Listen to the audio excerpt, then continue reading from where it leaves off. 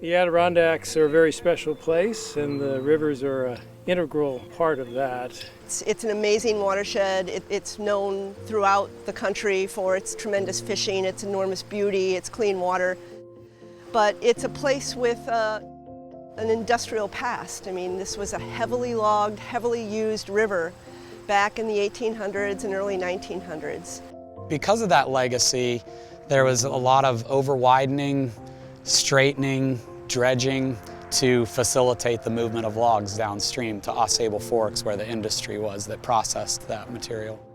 It sort of starts this self-perpetuating cycle of erosion. It became more and more evident to people that while the river looked pretty, it had challenges in its function and its ability to do the things that a river needs to do. So we were lucky in the late 1990s, the community actually got together and created the Ausable River Association because they knew they needed to think about the river smart.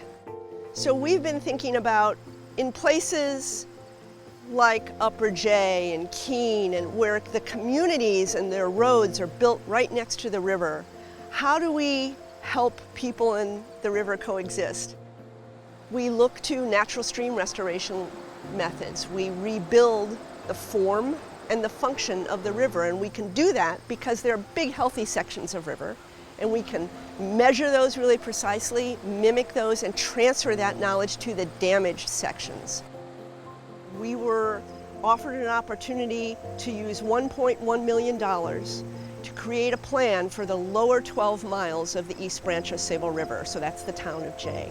So we created something with an incredible science team, created what's called the East Branch Restoration Plan, identified 13 projects. This was the first one completed on the lower East Branch.